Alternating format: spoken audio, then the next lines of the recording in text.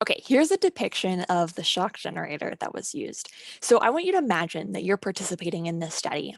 You're seated in front of this machine. You see all these different levels of various voltages, all the way up to XXX that you can, give to the other participant.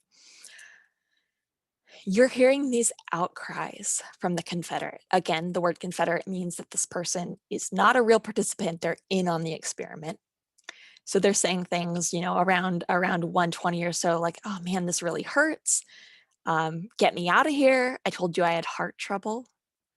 I refuse to answer anymore. Get me out of here." And then intense and prolonged agonizing screams. My heart's bothering me. Let me out. So you're hearing these cries for help, but the person of authority next to you is telling you to continue. The experiment requires you continue. It's essential that you continue, and you have no choice but to continue. How do you reconcile the responses you hear from the Confederate with what the authority figure is telling you? How far do you think people went? What level of shock? Well, people estimated when the researchers were setting up this experiment that, individuals wouldn't get past like 150 volts or so. Like maybe they'd go a couple different levels, but there's no way that they would, tolerate agonizing screams, right? Yeah, it turns out that they were wrong. Obedience to authority is huge. All subjects in this experiment administered at least 300 volts, past very strong, almost to intense shocks. And 65%, a large majority of these individuals administered the maximum possible lethal shock.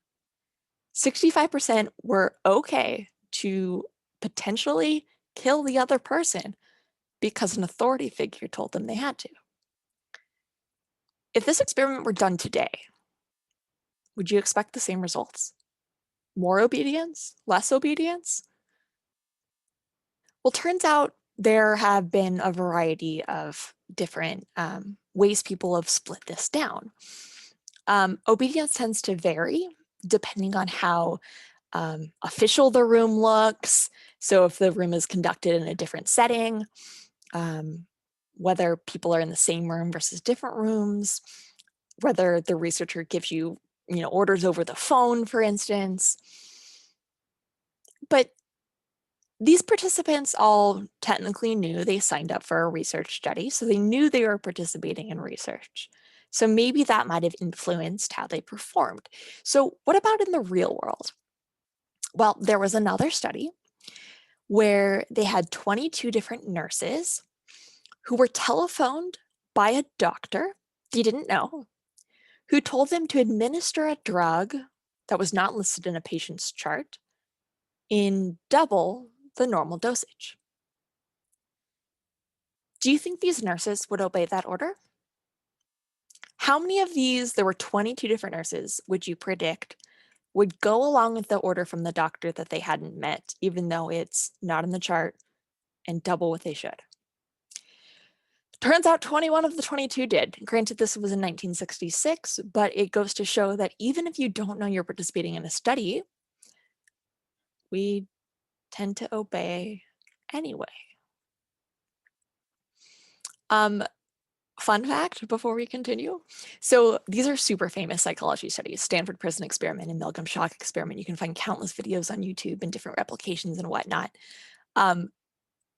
Original items from these studies are actually on display in the National Museum of Psychology in Akron, Ohio. So if you ever wanted to see these things in real life, it's literally a 2-hour drive from where we are in Columbus. So that's cool.